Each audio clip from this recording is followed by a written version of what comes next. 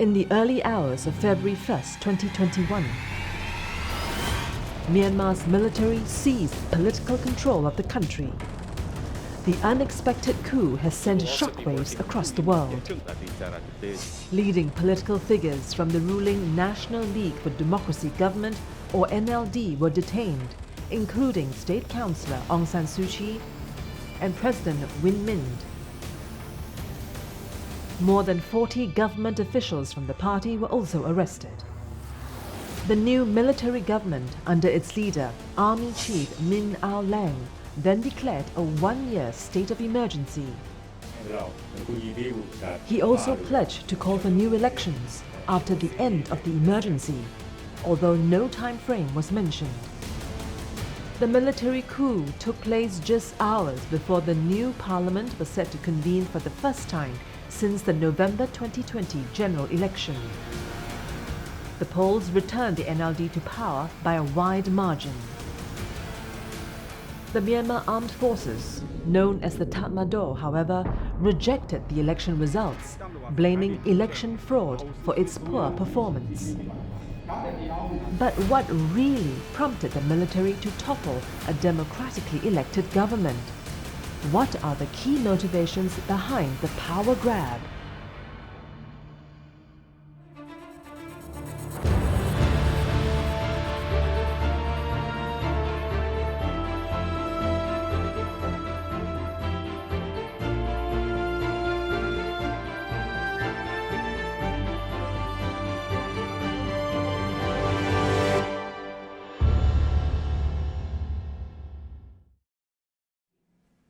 Welcome, and you're watching CNA Inside. This is a special edition, a panel discussion, as we look into the shocking developments in Myanmar.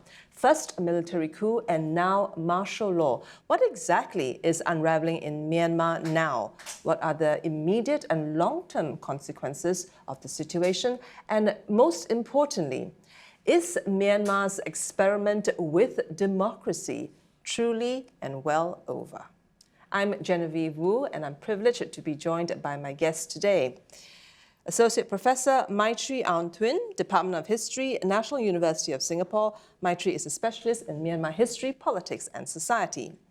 Associate Professor Eduardo Arrarão from the Lee Kuan Yew School of Public Policy. Ed holds a PhD in public policy, and he has provided advisory and consultancy support to ASEAN governments, including in Myanmar. Assistant Professor Elliot Presser-Freeman, Department of Sociology, National University of Singapore. Now, Elliot has conducted long-term field work in Myanmar with a special focus on, among other things, activism and ethnic conflict. And joining us from Yangon in Myanmar is Thinza Shunleyi, a leading youth activist in Myanmar who has worked extensively with youth and grassroots movements in Myanmar. Thank you for joining me today, everybody. Now, this military coup, martial law in Myanmar is a developing story. Tensions are running high in the country. There's a lot of uncertainty, mainly because of the unpredictability of what's next or the next steps of the military government. Thinza, you are there in Yangon now, and you have just come back from some of the protests and the street demonstrations. Tell us, what's the mood like on the ground, Thinza? It's not just small protests where and there, but it's like massive protest. It's clearly an uprising. It's not just in Yangon, it's not just in urban areas, but also across the whole nation, in different places in ethnic areas. So I see the people are uprising against the dictatorship. So many people are joining in. So the mood we have right now is that we don't have nothing more to lose, so we are ready to fight and we become fearless. So this is the feeling that I have. And as an activist, being active for the past decade, I feel like, I've never seen such crowd before. We've been mobilizing different generations to get on streets, but this is the biggest ever that we see. Now, Maitri, you've got friends and family in Myanmar. What have you heard on the ground?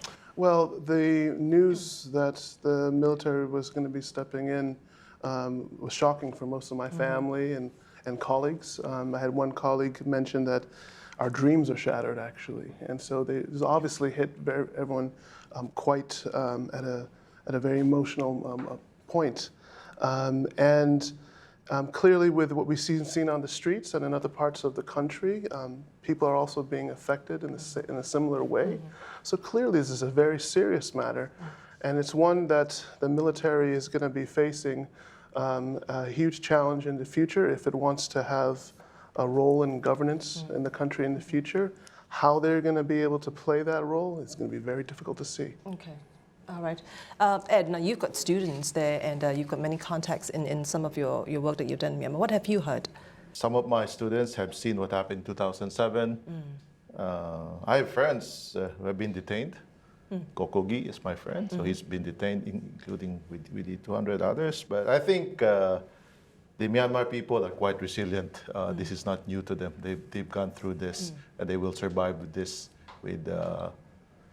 with lots of hope and dignity intact. Okay. Now, Elliot, you've been following very closely on the ground. What's different this time that you can see the movement on the ground? So activism in Myanmar, it tends to be led by a sort of vanguard of professionalized, not professional in a opportunistic way, but people who are activists as a sort of vocation. And what's different about this particular uprising, as Shenlei puts it, is that it's really distributed across lots of different parts of society and being led not by that classic group of people, but by the youth, especially young women who are out there in the streets many times for the first time and protesting in really unique ways, sometimes making fun of the generals, pointing and realizing that making fun of them is one of the most powerful ways of undermining their sort of aesthetics of power. They want to stand above the people. They're bringing them down to size. And then the other thing that's really amazing is how distributed across classes and even ethnicities this is. And I guess it's early days. We don't know how sustainable this is, but maybe a reorganization of even intersocial relationships on the ground. And that gives me a lot of hope. Okay, so let's talk a little bit about this unhappiness and we take a step back. What led to the coup? In fact, it was the military generals who were actually very unhappy, which then led them to this power grab. Let's start with that. What was the unhappiness on that side? Maitri. On the surface, the disagreement was over the results of the elections. They all felt that the results, there was a fraudulent election, despite international observance saying that it was a free and fair election. The military said that there were over 10 million complaints regarding the voting lists and so forth. And so it's really a perplexing situation for that issue to then culminate in this action of enacting emergency law. And for me and probably other scholars around there who are interested in constitutionalism and law, we're kind of interested in seeing, where is this evidence for this fraudulent election. So I think that's probably going to be an issue moving forward if an investigation actually occurs. Okay, so that was the first trigger, the unhappiness over alleged election fraud. Were there other triggers? Well, if you look at what the senior generals said, they wanted a democracy with multi-party, disciplined multi-party democracy. Discipline means the military will be there. Multi-party means a lot of parties contesting. Turned out that NLD is now the main party, and they felt sidelined. Maybe the others felt sidelined. And they said that if they don't take power now, then the new government might just continue to strengthen their base. That's why this is the right time for them to come in at the right during the pandemic. And of course, the election was the pretext for all these irregularities was the pretext for them to come in. Now, Aung San Suu Kyi's party earlier last year had recommended a reduction of seats being held by the military from 25% down to 10% at some point. Now, would this have caused alarm to the military and then led them to this power grab, Maitri?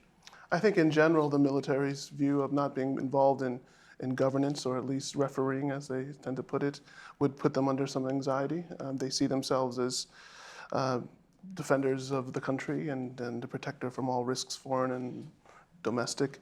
And so I think any sort of reduction in that ability to be a part of it in the way they set it up in 2010's elections would worry them. And any sort of reduction of their role, whether it's with their budget or whether it's their ability to govern, would definitely be a threat to them. A trigger factor. Ed, what do you think? Yeah, they tried with this experiment of the military pulling back, observing things and so on, that probably they're not comfortable of being in the sidelines and watching the civilian government run the show. Mm-hmm. Elliot, what do you think? Yeah, I think the only thing I might add is that there's a sort of instrumental argument that they are better off on the sidelines, accumulating resources and remaining the one who decides the direction of the country. But I think there's also something to be said for the fact that they just like to be in power. Mm-hmm. And they don't like the fact that Aung San Suu Kyi gets to be the figurehead. Mm-hmm. I wouldn't want to overstate that, but it's probably in the mix. Okay, Thinza, how do you feel? Was the military then feeling insecure about possibly being sidelined, which therefore led to the coup? So I read an article talking about the military might coup, that there is a possibility if they feel like their core governance is being destroyed or being in danger and being threatened. So I think there was like speculations around that, and I feel it's a high time for the military. They feel insecure about their future existence. Now, speaking of staying in power, it's come up that, of course, General Min the coup leader is due for retirement this year. Could that have factored into the power grab, Elliot?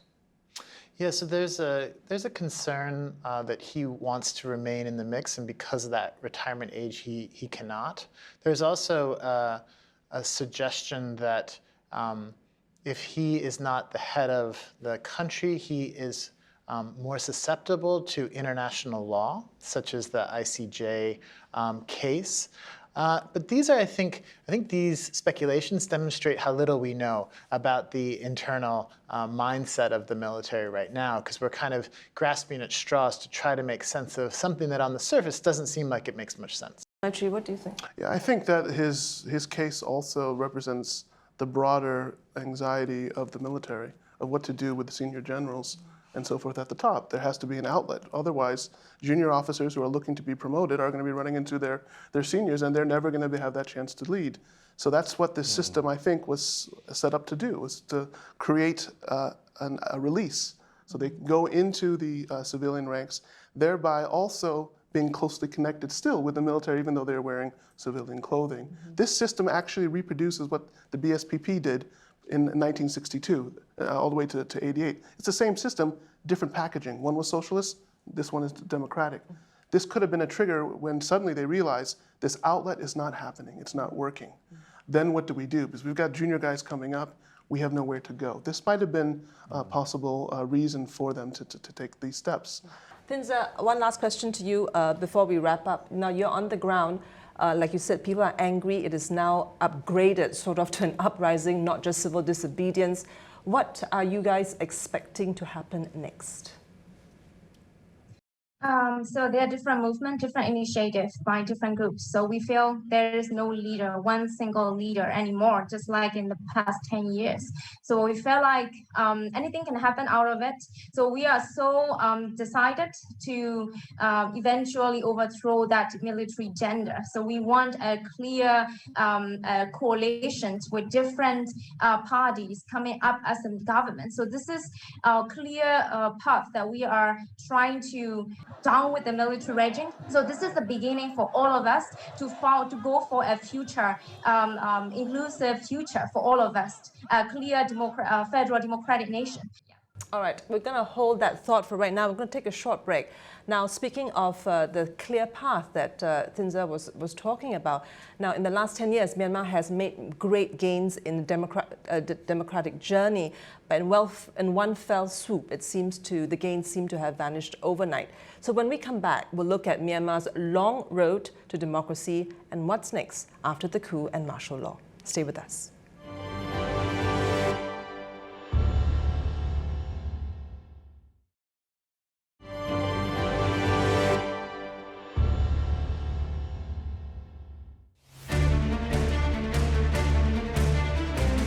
Myanmar's transition towards a democratic government began in November 2010, after almost 50 years of military rule. However, the real first free and fair election only came in November 2015. That was when the military-backed USDP lost its majority. The National League for Democracy, or NLD, led by Aung San Suu Kyi, secured a supermajority, garnering 86% of seats in parliament. The 2015 election also signaled the beginning of a new hope for the country's transition to democracy. But despite the NLD winning the election by a landslide, the military still plays a dominant role in politics. Myanmar's military-drafted constitution reserves 25% of the total seats for military appointees. The military also controlled 3 powerful cabinet positions: defense, border security, and home affairs. The military suffered another blow in the November 2020 general elections. The NLD again emerged victorious, capturing 396 out of 476 seats in the combined lower and upper houses of parliament. The military's call for an investigation into alleged voting fraud was rejected by Myanmar's Election Commission. A coup on February 1st this year has ended Myanmar's decade-long experiment with democracy, prompting widespread protests against the new government. Will the move mark the end of the fragile democracy in Myanmar?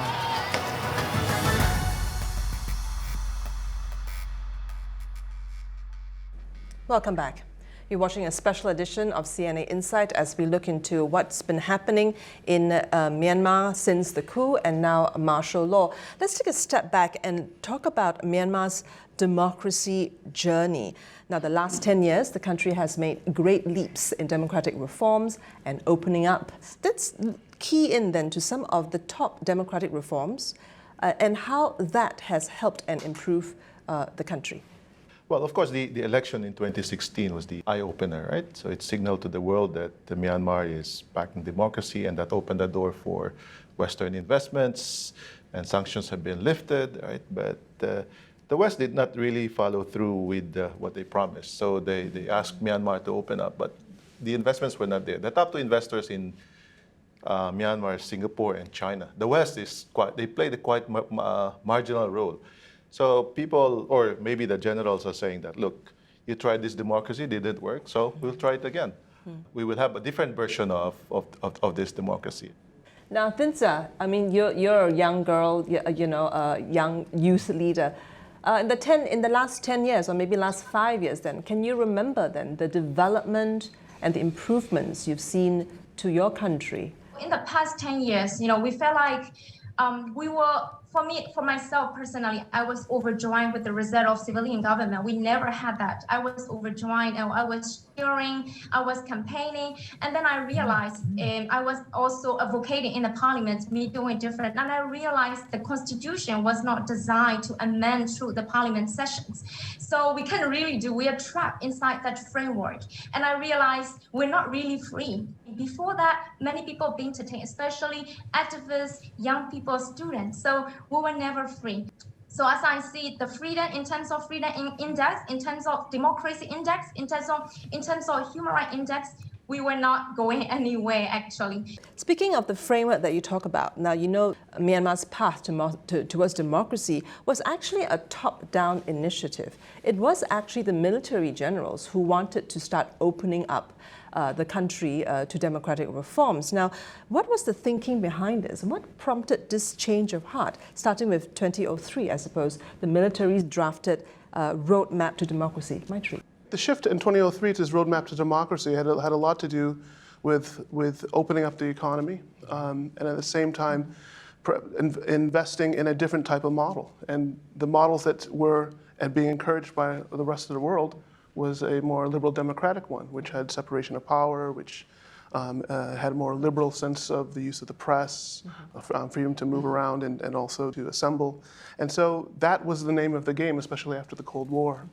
And so I think that had a lot to do with the shift. Myanmar was one of the poorest countries in the world, so they needed to take advantage of the interest in its own country through its natural resources, which is why there was a rush for Myanmar as one of Asia's last frontier. So then this roadmap that it's been moving in this direction and opening up gradually, then the question is now, why this coup now? What does the military benefit from this current action? Would they have squandered all that goodwill that has been building up? Elliot.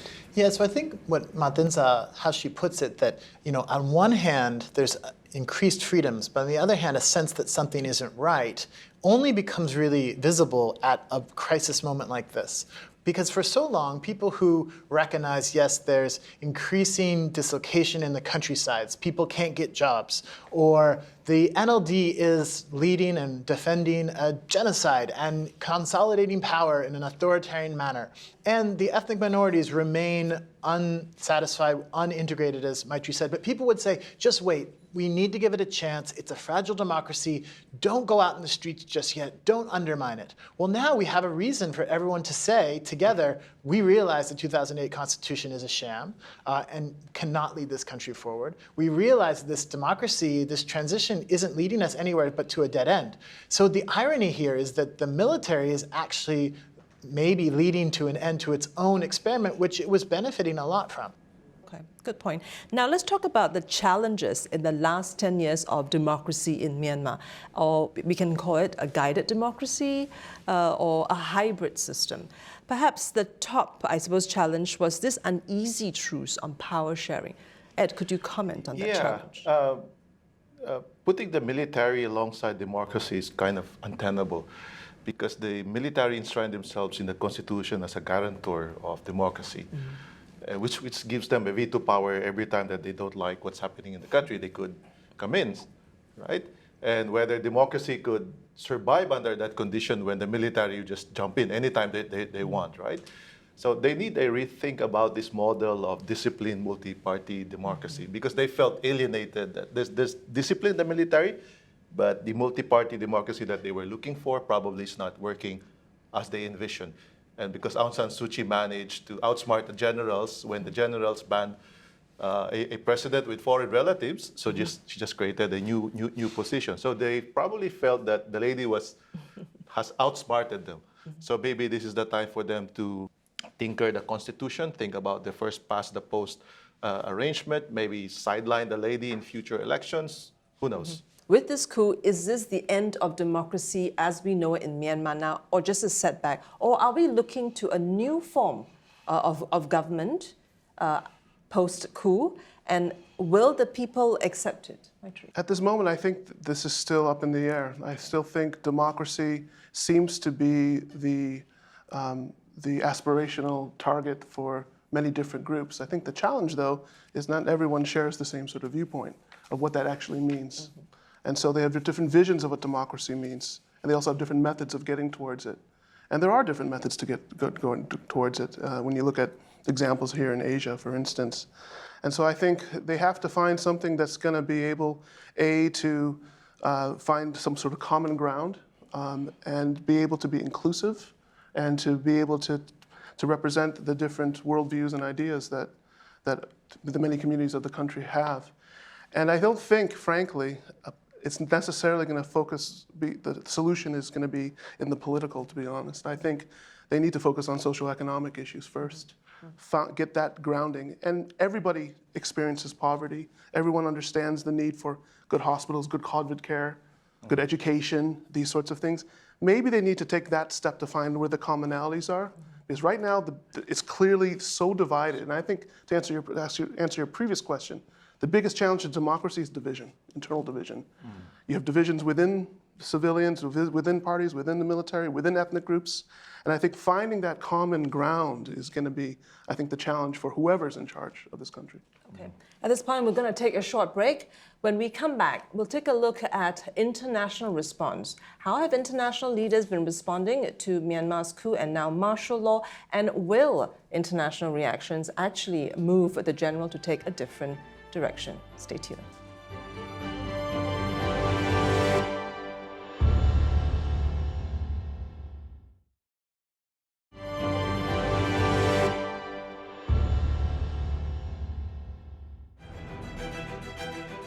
我们正就安理会相关问题同有关各方保持沟通。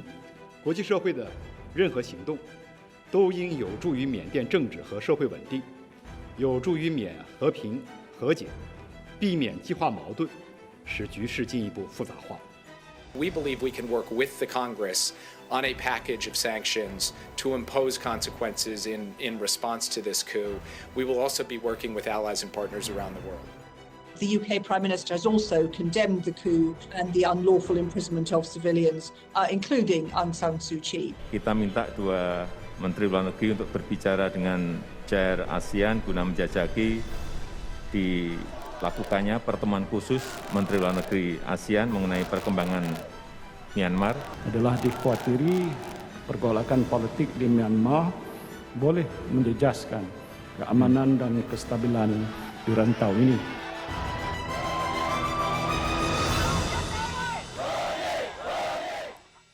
Thanks for staying with Insight. We're at a special edition with a panel discussion on trying to make sense of what's happening in Myanmar now and what does that mean for the future of democracy in the country. Now, a coup and now martial law, certainly it warrants an international response. But what form will it take? What options, and will it be effective? Let's start with the US. Now, this is President Joe Biden's probably first foreign policy challenge. Now, what has he said so far? And what are the options available to the U.S.? Elliot, you want to kick it off? Yeah, so I think that the U.S. really likes pretty legible narratives of good and evil where they get to be the cowboy to come in and save the day. And so the last couple of years with Aung San Suu Kyi defending genocide in front of the ICJ was very uncomfortable for the U.S. Their heroine had turned into a heel. But what this does is perhaps allows for a reset. It allows the military to retain the role of villain. It allows Aung San Suu Kyi to be the opposition figure who they will defend. And it allows a re-signification of the earlier events. And what I mean by that, and you're seeing this already in groups of her supporters saying, look, she never really wanted to defend the genocide. She just had to, because she was in a difficult position vis-a-vis the military. And so we need to let her off the hook. Now, I think as outside analysts and historians, and others, we need to hold her to account for the choices that she made at the time. But I do suspect that we will see a rehabilitation of her image because it is expedient for foreign powers to do so. Okay, Ed, what do you think? The U.S. options, are they limited? Well, the U.S. does not have much leverage against Myanmar because to begin with, the generals are already under sanction. And they know that general sanctions would only hurt the population. U.S. investments are few.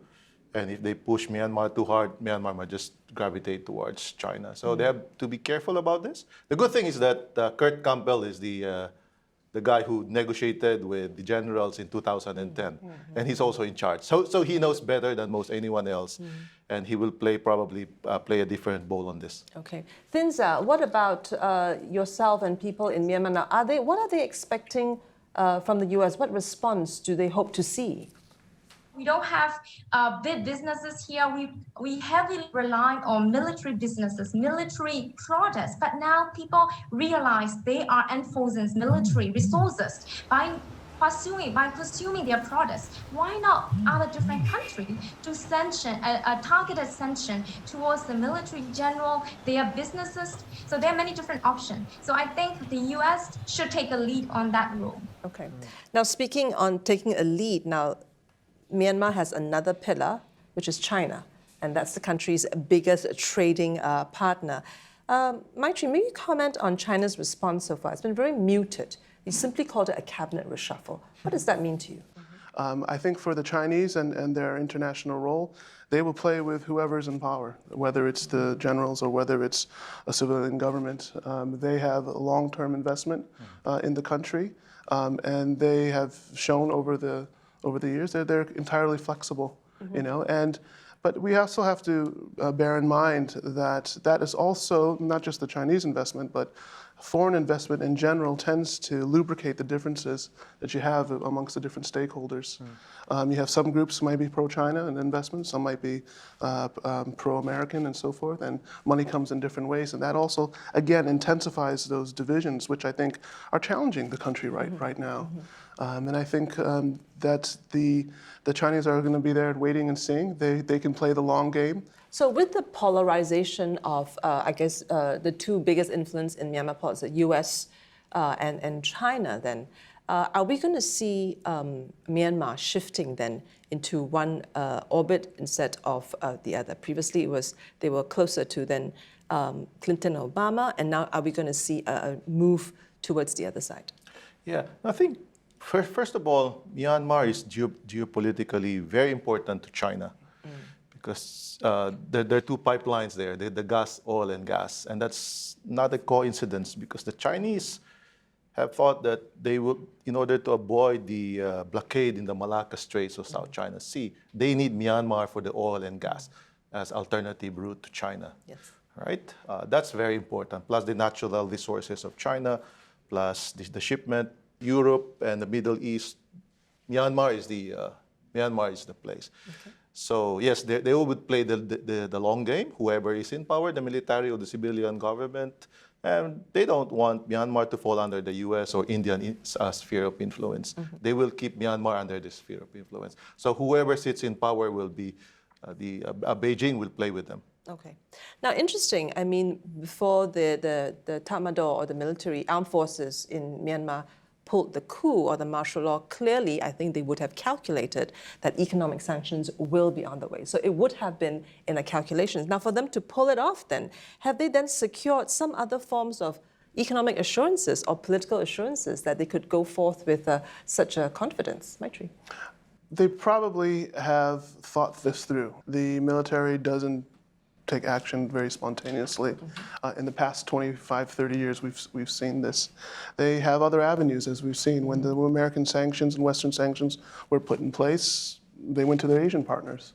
And so I think they will go towards and rely on the fact that the US is going to be focusing on domestic issues. They have huge COVID problems to deal with, not let alone working on their own divisions within the US. So I think they probably are banking on the fact that other partners will be available to them, other modes of money. The AIIB might be an option rather than the World Bank. So I think right now there's a different sort of set of financial options for them that were not there 25 years ago. So they may take advantage of these new developments that are happening in the Asia-Pacific region. Lindsay, how do you feel? Do you think the authorities or the powers that be in Myanmar can afford to ignore the Western sanctions? They are trying to ignore the Western sanctions. This is the mindset of that military, not just right now, but a long time ago. They really hate the Western intervention. Even Aung San Suu Kyi, she was accused of, marrying a foreigner and all these things. She was accused of many different things. Also, the nationality mindsets.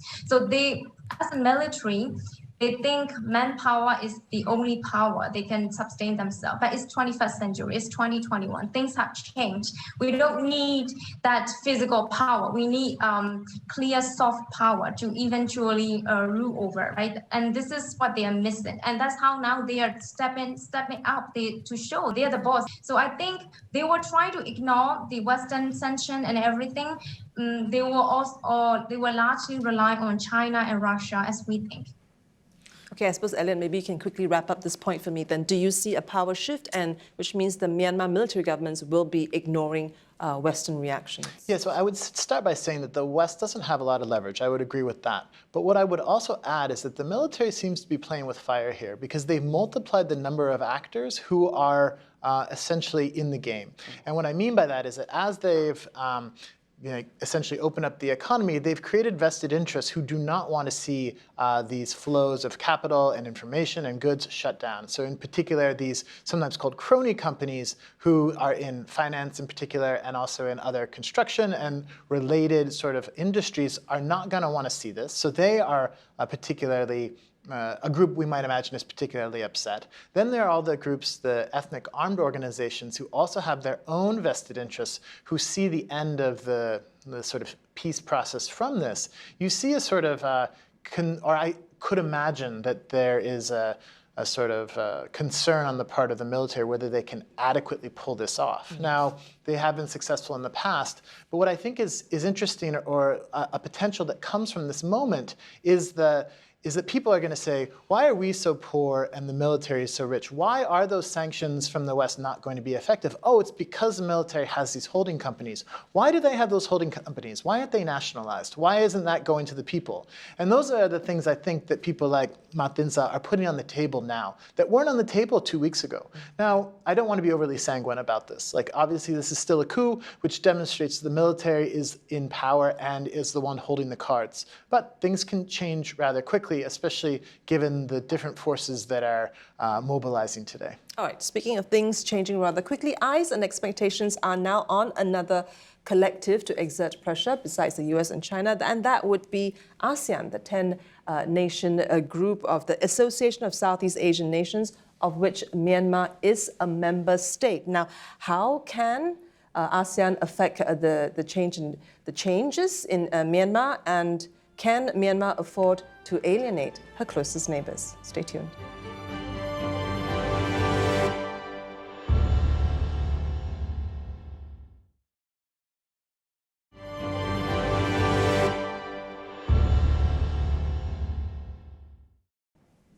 Welcome back. You're watching a special edition of Insight, where we take a look at what's happening in Myanmar since the military coup on February 1st and now martial law, as well as to ask, is this an indefinite backslide to authoritarian rule in the country?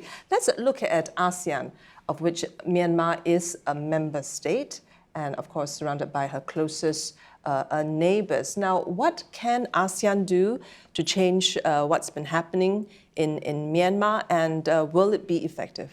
Ed? Well, this is an opportunity for ASEAN to assert itself as the solution to this internal regional problem. Yeah. But beyond that, I think ASEAN can also help Myanmar solve some of the developmental issues, fixing the voters list, acting as a guarantor and holding the general accountable for his promises, right? As a guarantor of credible commitment, because the general, they don't have any more trust outside. So maybe ASEAN could come in and say, look, we will help you on the roadmap back to democracy again, and we will put our name into it. It's like what happened with it during the roadmap 2003 democracy. You know, what Kishore Mahbubani calls drip, drip, drip diplomacy, little by little. Don't rush it, but ASEAN will be there to move things along. That's a great point, except that within ASEAN itself, the response to the coup has been rather divided and split. How is that going to affect progress of ASEAN, Maitri? Well, ASEAN moves at its own pace, definitely, and it's not certainly a monolithic entity. It has different interests and different ways of seeing what's happening in Myanmar, and this is pretty much following the patterns of the past. You know, people are of different minds when it comes to the Rohingya issue. People are of different minds when it came to Cyclone Nargis and so forth. But with Cyclone Nargis shows another example, as Ed was suggesting too, that they can step in and provide sort of a middle ground to facilitate the types of access that are needed. But this also goes, I think, with other partners too, who have invested a lot of time within Myanmar, the Japanese, the Koreans, Indians, and so forth. ASEAN has a vested interest in this, partly also because you have integration moving at different levels, both at the local level with ASEAN itself, but there's also the RCEP that was just signed recently. That's a massive investment by multiple countries.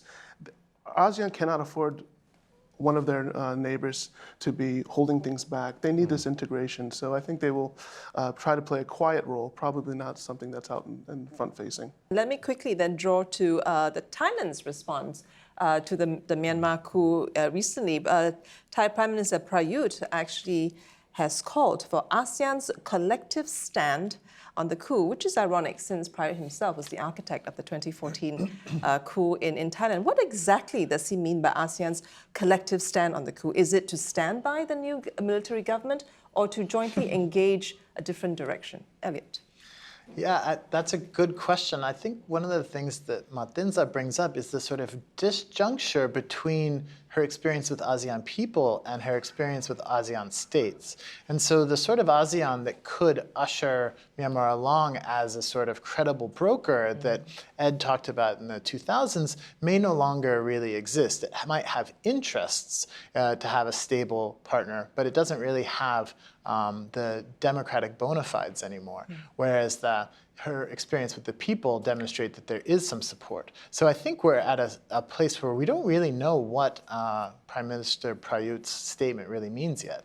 Ed, do you want to make a venture? I'm just intrigued by that statement, Jen, because the military has intervened in Thai politics for so long a time, since 1932. And the Myanmar generals might be studying this model as well. It's possible to move from your military suit to civilian government and still be a democracy and still attract investments.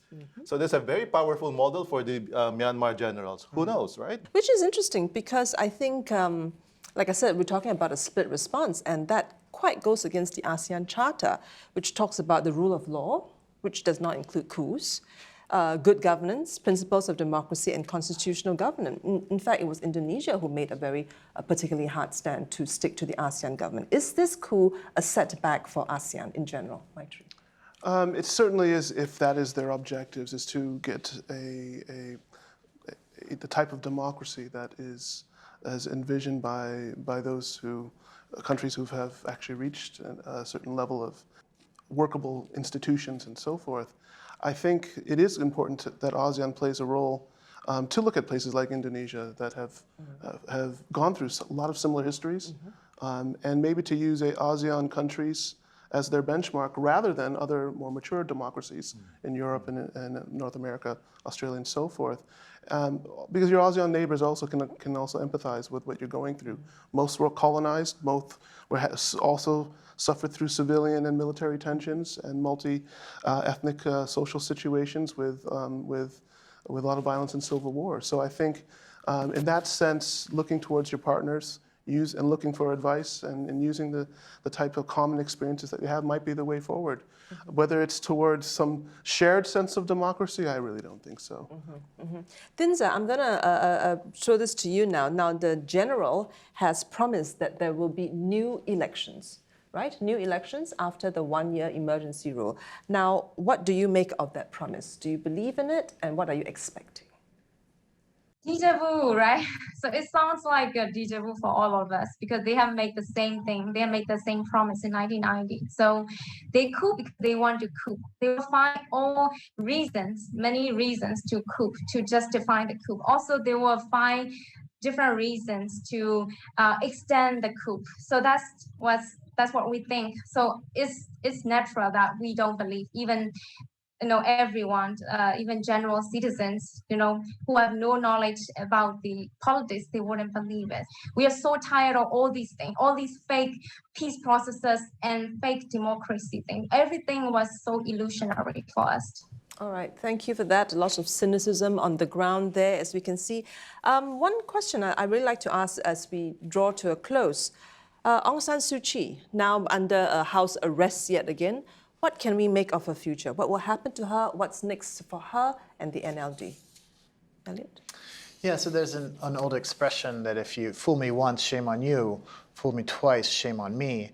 And on one hand, Aung San Suu Kyi is very proud, and I think she believes she is the rightful ruler of the country, taking over the legacy of her father, and I think she wants to stand in front of it again. But on the other hand, it will be very difficult for her to trust to this set of institutions run essentially by the military, that this won't happen again and again. I also am skeptical that the military will allow her to take such an active role in politics. Okay, Ed, very quickly, what do you think is going to happen to Aung San Suu Kyi is 75, and the military knows that as well. And the general is 65. So they'll wait it out, and they'll probably try to ease out the lady, because the lady is the rallying symbol for the rest of the country, and the politics, the dynamics might change when the lady is out. Okay, Maitri, very quickly. I think her ideals will carry on. I think it will inspire, hopefully, a new generation of politicians and activists and so forth who want to take the country forward. But I think at the end of the day, the Myanmar folks have to decide it on their own. This is something they're going to have to clean up on their own. And I'm not sure that whether it's ASEAN or the West or China can help to really decide them on this. This is an internal matter. And I think hopefully you have more people who will be invested in that future. And maybe her legacy will be that she went up and did it, and maybe others will follow. Thinza, very quickly, Aung San Suu Kyi, she's a hero in Myanmar. What do you think is going to happen to her next?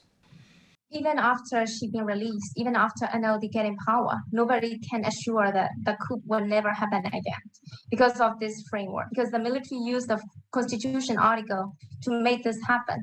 So we are looking beyond this. And also clearly Aung San Suu Kyi need to convince herself and her party members to make sure, to go forward for an inclusive future, a better solution, sustainable solution.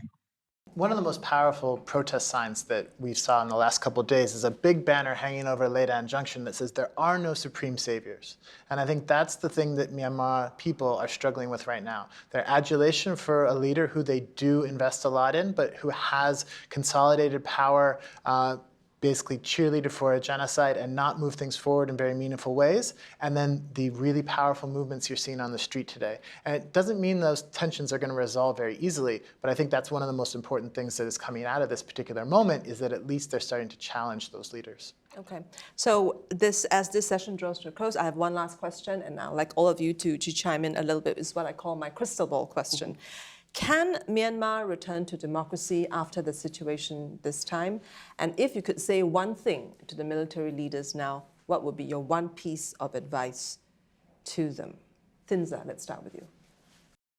I guess military wants democracy too, but in their own faction. Also, NLD wants democracy, that's their title. Also, people want democracy, that's our demands. We have kind of similar goal. So I think democracy is possible, but in a way that the military does not misuse the power they have, the resources they have. So clearly all about the mentality, all about the practice that they have. So we need to break that culture of coup. So that's the thing.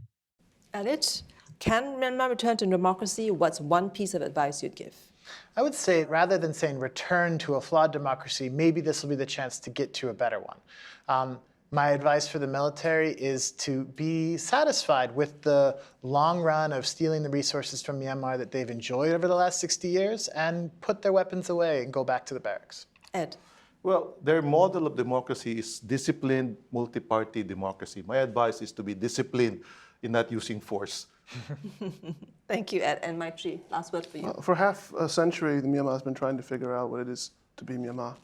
And so I think in terms of democracy, it may move a short few steps towards a version of democracy. It might work, it might not, but it's a journey, it's a step forward.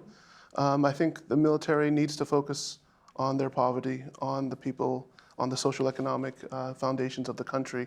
For anyone to actually even have the privilege of and luxury of thinking about ideology and political futures, they need to have homes and jobs and healthcare and so those sorts of things. And that sort of, I think, binds us all, just beyond Myanmar. It's not just a Myanmar story, it's a story for the region and the world. So I think they should maybe take that in mind. Thank you. And on that observation, that's all the time we have for this special discussion. Thank you for joining me. First, the shocking speed that the military coup happened on February 1st, how easily Aung San Suu Kyi's elected government was shut down. And now, martial law in major cities of Myanmar. Experts are unanimous in saying we don't have to wait long for martial law to take over completely. The coup has dealt a serious blow to the hard-won democratic reforms in Myanmar. It appears that the democracy experiment in the country has screeched to a complete stop. Shock, anger, and a deep sense of sadness and loss are driving hundreds of thousands to the streets. Is history set to repeat itself in Myanmar, where the military backslides into yesteryear's violent suppressions, as was in 1988 and 2007? An unstable Myanmar is bad news for everybody. But who will be able to effectively engage the army generals to change direction before the cost becomes too great?